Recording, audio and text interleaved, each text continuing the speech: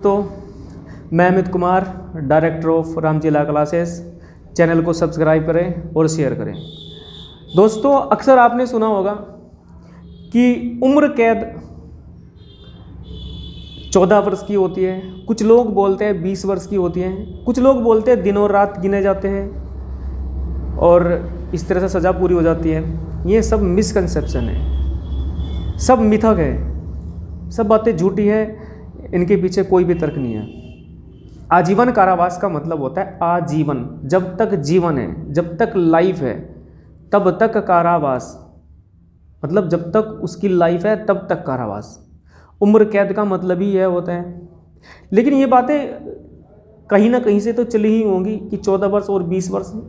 इस बात को डिस्कस करते हैं कि 14 वर्ष और 20 वर्ष का कॉन्सेप्ट आखिर क्या है। दरअसल 14 वर्ष का जो कॉन्सेप्ट है, 14 वर्ष का कॉन्सेप्ट ये है कि जब किसी व्यक्ति को आजीवन कारावास की सज़ा सुनाई जाती है तो भारतीय दंड संहिता की धारा 54 और 55 जब हम पढ़ते हैं, जब धारा 55 हम पढ़ते हैं 55, तो वहाँ लिखा गया है कि यदि किसी व्यक्ति को आजीवन कारावास की सज़ा सुनाई गई है तो उस कंडीशन में ऐसे व्यक्ति को कि जो आजीवन कारावास का जो कम्यूटेशन होता है, लघुकरण होता है, वो स्टेट गवर्नमेंट या सेंट्रल गवर्नमेंट, एप्रोप्रिएट गवर्नमेंट कर सकती है। और अधिक से अधिक ऐसे व्यक्ति का जब आजीवन कारावास का लघुकरण करेगी, आजीवन कारावास को कम करेगी, तो वो अधिक से अधिक 14 वर्ष के लिए उसको जेल में भेज सकती है।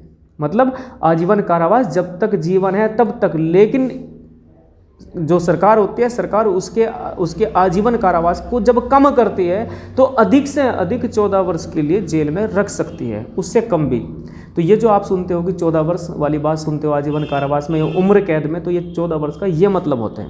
लेकिन एक चीज़ और हम डिस्कस करते हैं साथ में कि दंड प्रक्रिया संहिता की धारा 433A वो यह कहती है कि यदि किसी व्यक्ति को मृत्यु का दंडादेश दिया जा सकता था और मृत्यु का दंडादेश ना दिया जा करके आजीवन कारावास दिया गया है और सरकार उसके आजीवन कारावास को लघुकरण करना चाहती है, तो फिर लघुकरण यदि करेगी तो कम से कम 14 वर्ष उसको जेल में काटनी ही पड़ेगी। ये 14 वर्ष का कॉन्सेप्ट यहाँ से आता है जब किसी अपराधी के दंडादेश को लघुकृत किया जाता है, कम्यूट किया जाता है, कम किया जाता है आजीवन कारावास से।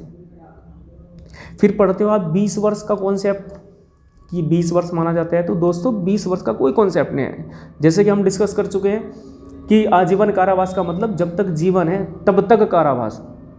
ये 20 वर्ष का जो कॉन्सेप्ट है आपका, ये 20 वर्ष का कॉन्सेप्ट आता है 57 से, भारतीय दंड संहिता की धारा 57 और 57 बोलती है कि दंडा विधियों की भिन्नों की गणना करने में आजीवन कारावास को 20 वर्ष के तुल्य समझा जाएगा। दंडा विधियों की भिन्नों की गणना करने में समझते हैं इसको। दंडा विधियों की भिन्नों की गणना से क्या मतलब है। एक सेक्शन आप पढ़ोगे, सेक्शन 64-65, और वहाँ 64-65 ये बोलती है कि यदि किसी व्यक्ति पर जुर्माना और कारावास दोनों लगाए गए हैं, जुर्माना और कारावास दोनों लगाए हुए हैं, और ऐसा व्यक्ति जुर्माना का भुगतान नहीं करता, जुर्माना कारावास दोनों लगाए गए हैं और ऐसा व्यक्ति जुर्माना का भुगतान नहीं करता, तो जुर्माना ना दिए जाने पर ऐसे अपराधी को एडिशनल कारावास में रहना पड़ेगा। एक उदाहरण के माध्यम से समझते हैं। जैसे किसी व्यक्ति को चोरी के लिए, चोरी के मैक्सिमम जो पनिशमेंट होता है वो होता है 3 इयर्स मैक्सिमम। मिनिमम तो फिर चाहे वो कितना भी भेज दे उसको 1 साल 2 साल, लेकिन मैक्सिमम 3 इयर्स। यदि न्यायाधीश ने किसी व्यक्ति का जो 2 साल के लिए कारावास और 10,000 रुपये का जुर्माना ये लगाया और जो अपराधी है वो जुर्माने का भुगतान नहीं करता, तो उस कंडीशन में न्यायाधीश लिख देगा अपने जजमेंट में कि यदि जुर्माने का भुगतान नहीं किया जाता तो आपका जो चोरी के लिए जो मैक्सिमम पनिशमेंट है जो दिया गया, अधिरोपित किया गया, वो नहीं, जो आईपीसी के अंदर मैक्सिमम पनिशमेंट है मतलब 3 इयर्स, उसका 1/4 जितना भी होगा उतना उसको एक्स्ट्रा जेल में रहना पड़ेगा। मतलब 2 साल तो वे रहने पड़ेंगे जो चोरी के लिए, और 1/4 3 साल का 1/4 बैठेगा 9 महीने। मतलब 2 साल उसको तो चोरी के लिए जो सज़ा बोली गई उसको वो भुगतनी पड़ेगी, और 9 महीने जुर्माना ना देने पर जो कारावास देगा वो भुगतना पड़ेगा। अब जरा समझते हैं ये 57 क्या कहते हैं। फिर अब एक कंडीशन और भी हो सकती है कि यदि किसी व्यक्ति को आजीवन कारावास और जुर्माना ये लगाए, तो आप आजीवन कारावास का 1/4 कैसे करोगे? आप ये बताइए मुझे, आजीवन कारावास का 1/4 कैसे करोगे आप? क्योंकि किसी व्यक्ति की आयु निश्चित तो होती नहीं। क्या आप बता सकते हो कोई व्यक्ति कितना टाइम जिंदा रहेगा, कितना वर्ष जिंदा रहेगा? तो इसलिए यदि पता हो किसी का कि भाई ये 20 वर्ष जिएगा या 40 या 50 वर्ष जिएगा, तो उसका 1/4 करना बहुत आसान है।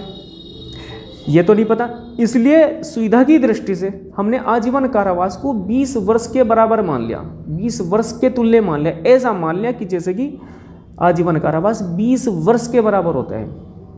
अब जिस व्यक्ति पर आजीवन कारावास और जुर्माना दोनों लगाए, और जुर्माना नहीं देता, तो आजीवन कारावास का तो 1/4 हो नहीं सकता। लेकिन क्योंकि 57 ने बताया कि आजीवन कारावास को हम 20 वर्ष की इस समस्या को सोल्व आउट करने के लिए 20 वर्ष के बराबर मान लेंगे, 20 वर्ष के तुल्य मान लेंगे, तो 20 वर्ष का 1/4 आसानी से किया जा सकता है, 5 साल बैठ जाएगा। तो जुर्माना, जिस व्यक्ति पर आजीवन कारावास और जुर्माना दोनों लगाए हैं, ऐसे व्यक्ति को 5 साल एक्स्ट्रा जेल में रहना पड़ेगा और आजीवन कारावास, लाइफ टाइम इम्प्रिजनमेंट। अब एक सवाल और दिमाग में आएगा कि लाइफ टाइम जब उसको रहना ही है, तो 5 साल जुर्माना ना देने पर जो एक्स्ट्रा रहने का तो कोई मतलब ही पैदा नहीं होता फिर। अब ऐसा तो है नहीं कि वो मर जाएगा और फिर से उसको पकड़ करके लाएंगे, फिर से उसको 5 साल जेल में रखेंगे। तो ऐसी कंडीशन में पहले 5 साल की जेल जो उसको जुर्माना ना देने पर है, 20 वर्ष का 1/4 जो हुई हमारी, उसको भुगतेगा, फिर आजीवन कारावास चलेगा। तो अभी भी वही बात है। तो अब ये अभी अलग बात है, आप समझिए इस चीज़ को। यदि ऐसा भी तो हो सकता है ना कि स्टेट गवर्नमेंट या सेंट्रल गवर्नमेंट ऐसे व्यक्ति का आजीवन कारावास को लघुकृत कर दे और 1 साल, 2 साल, 4 साल या 10 वर्ष कर दे। तो इसलिए जो जुर्माना न देने पर कारावास दिया जाता है, वो उसको पहले भुगतना होता है, और बाद में फिर जो मुख्य सज़ा बोली गई है वो भुगतनी पड़ती है। मेरे विचार से आप लोग इस बात को अच्छे से समझ गए होंगे कि 14 वर्ष का कॉन्सेप्ट कहाँ से आता है और 20 वर्ष का कॉन्सेप्ट कहाँ से आता है, और सही बात क्या है।